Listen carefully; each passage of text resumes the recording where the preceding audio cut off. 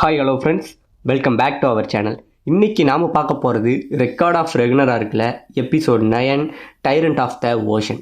So starting சீனிலேயே இந்த பக்கம் நம்ம வல்கேரி எல்லாம் பேசிக்கிட்டு இருந்தாங்க பார்த்தீங்களா. அப்போ நம்ம ப்ரூனிகல்டே சொல்கிறாங்க, கிறிஸ்ட் இந்த வாட்டி நீ தான் போகணும் அப்படின்னு சொன்னோடனே இந்த வல்கேரி என்ன பண்ணுறாங்க, அதுக்காக நான் காத்துக்கிட்டு இருக்கேன்க்கா அப்படிங்கிற மாதிரி சொல்கிறாங்கங்க. இப்போ சண்டை நடக்கிற அந்த கிரவுண்டை காட்டுறாங்க. இது மற்ற கிரவுண்டு மாதிரி இல்லாமல் சுற்றியுமே கடல் நீரால் அப்படியே மூழ்கப்பட்டிருக்குங்க. இந்த போட்டிக்காக இப்படி வந்து கிரவுண்டு அமைச்சிருக்காங்களாம். இதை பார்த்தோன்னே சுற்றி உள்ள மக்கள் எல்லாம் ஆச்சரியப்படுறாங்க. இப்போ அம்பையர் பேசுகிறா, அப்படி இது வரைக்கும் கடவுளுக்கும் மனிதர்களுக்கும் இடையில் 2 போட்டி நடந்திருக்கு. ஆனால் இந்த 2த்துலையுமே பார்த்தீங்க அப்படின்னா கடவுள் தான் ஜெயிச்சிருக்காங்க, மனித குலம் ஜெயிக்கவே இல்லை. ஸோ எப்பயுமே கடவுள்கள் தான் மேலே இருந்திருக்காங்க, அதனால தான் அவங்க கடவுள்களாகவே இருந்திருக்காங்க அப்படிங்கிற மாதிரி சொல்கிறாருங்க. இப்போ இந்த பக்கம் மறுபடியும் வந்து கடவுளுக்கும் மனிதருக்கும் நடக்க போகிற போட்டியில் இந்த முறை கடவுளுக்கு சப்போர்ட்டாக வரப்போகிறது அப்படின்னு சொல்கிறாருங்க. இந்த பக்கம் டோர் ஓப்பன் ஆகுது. அப்படியே கடல் இருக்குது பார்த்தீங்களா, அந்த கடலையே புலந்து அந்த ஒரு மனிதனுக்கு வந்து வழி விடுதுங்க. அவன் அங்கேருந்து நடந்து வர சுற்றி உள்ள மக்கள் எல்லாரும் பார்த்து பயப்பட யாருமே கத்துலங்க. இந்த ஒரு கடவுளை பார்த்தோன்னே எல்லாரும் எச்சில் முழுங்குறாங்க. அப்போ நம்ம அம்பையர் சொல்கிறாரு, இது வரைக்கும் இவர் யாரையுமே நேருக்கு நேர் பார்த்ததில்லை, இவர் நேருக்கு நேர் பார்த்த ஆட்கள் யாருமே இது வரைக்கும் உயிரோடையும் இருந்ததில்லை. எப்படி ஜியூஸ் வந்து அண்ட சராசரத்தோட கடவுளோ, இது மாதிரி நம்மளோட இவர் தான் மிகப்பெரிய கடலோட கொடுங்கோலன், இவர் வேற யாரும் கிடையாதுங்க, பொசைடன் அப்படிங்கிற மாதிரி இந்த முறை பொசைடனுங்கிற இந்த ஒரு கடவுளை காட்டுறாங்க. ஆமாங்க, இவர் வந்து ஜியூஸ் இருக்காரு பார்த்தீங்களா, அவரோட அண்ணனா, அவருக்கு மூத்தவர் தான் இந்த கடவுளுங்கிற மாதிரி சொல்லவும் செய்கிறாங்க. இந்த வாட்டி மனிதர்களுக்கு சப்போர்ட்டாக வரப்போகிற இவர் இது வரைக்கும் ஒரு போட்டியில் கூட ஜெயிக்கலைங்க. மிகப்பெரிய வரலாற்றிலேயே மிகப்பெரிய தோல்வின்னு அழைக்கப்பட்டவர், சைலண்ட் சாமுராயின்னு அழைக்கப்பட்டவர். இது வரைக்கும் இவர் போட்ட எல்லா சண்டைகள்லையுமே தோத்து மட்டும்தான் போயிருக்காரு. போட்ட சண்டைகள் எல்லாத்துலேயுமே பல அனுபவங்களை சேர்த்தவர் அவர் தான் கொஜிரோ சசாக்கி அப்படின்னு சொல்லி இந்த பக்கம் வந்து இன்னொருத்தவர் இது பண்ணுறாங்க. இவர் தான் மனிதர்களுக்கு சப்போர்ட்டாக வந்து பேச போகிறாங்களாம். இப்போ சசாக்கி வந்து வந்த உடனே மக்கள் யாருமே அவர் வந்து ஏற்கவே இல்லைங்க. ஏன்னா வந்து இவர் வந்து தோல்வி தானே, இவர் எப்படி மனித குலத்தை காப்பாற்றுவார் அப்படிங்கிற மாதிரி மக்கள் எல்லாம் புலம்ப இந்த பக்கம் ஒரு சின்ன பையனை காட்டுறாங்க. இந்த சின்ன பையன் என்ன பண்ணுறான், எங்கள் அப்பா தான் பெரிய ஆள், இவரெல்லாம் யாருப்பா இது பண்ணது, எங்கள் அப்பா தானே இந்த மாதிரி வாழ்வித்தில் எல்லாத்துலேயும் பெரிய ஆள், இப்போ இவனை போய் ஒரு ஆளாக காட்டிக்கிட்டு இருக்காங்க அப்படிங்கிற மாதிரி இந்த பையன் கோவப்பட இப்போ ஒரு கூட்டத்தை காட்டுறானுங்க. இவங்க எல்லாருமே வந்து இன்னொருத்தவர்கிட்ட, தலைவா நீங்கள் என்ன சொல்கிறீங்க, இவன் இந்த போட்டியில் ஜெயிப்பானாங்கிற மாதிரி பேசுகிறாங்க. ஆமாங்க, இந்த இடத்துல ஒரு மனிதரை காட்டுறாங்க. இவர் பேர் வந்து முஷாஷியா, அதாவது மிகப்பெரிய வாழ்வீரன். இவர் வந்து இந்த போட்டியில் கலந்துக்கல, ஆனால் இவருக்கு பதிலாக ஒருத்தர் இருக்கார். இந்த முஷாஷிங்கிறது யாருங்கிற கதை பின்னாடி வரும்.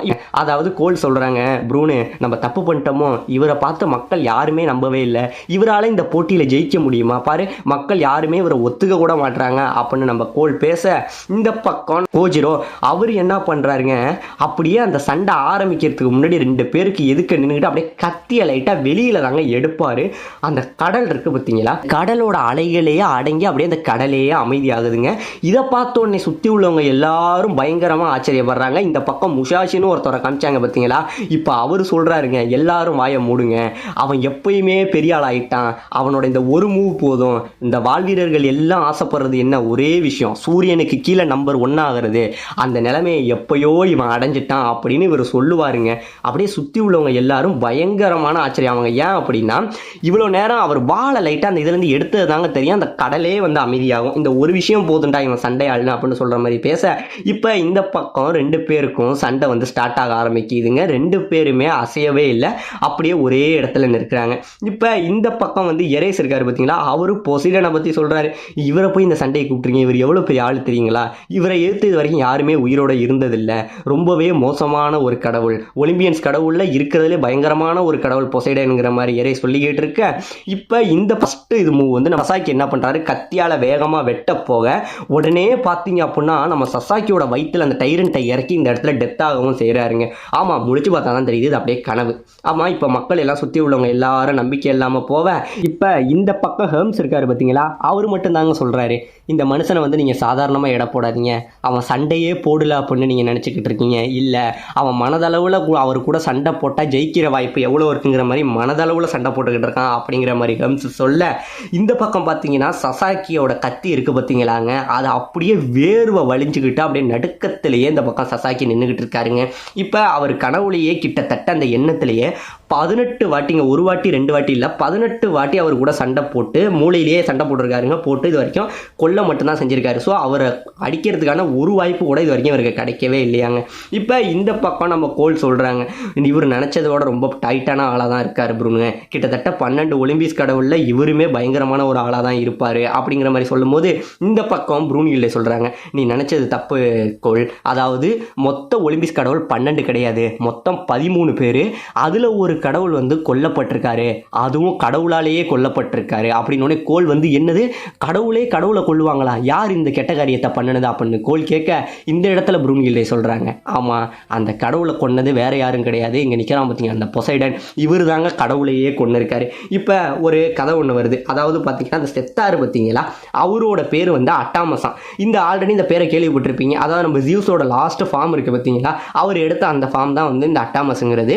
நம்ம ப்ரூனில்லை சொல்றாங்க, அதாவது 13 வல்கேரிகள் இருந்த மாதிரி 13 கடவுள்களும் இருந்தாங்க. ஒரு காலகட்டம், அதாவது இப்போ ரொம்ப காலகட்டத்துக்கு முன்னாடி ஒரு மிகப்பெரிய கோட்டையை காட்டுறாங்க. அந்த கோட்டையில் ஒரு கடவுளை காட்டுறாங்க, இவன் பேர் அட்டாமஸ். இவன் யார் அப்படின்னு பார்த்தீங்கன்னா ஜியூஸ் பொசைடன், இவங்களுக்கும் மூத்தவன்.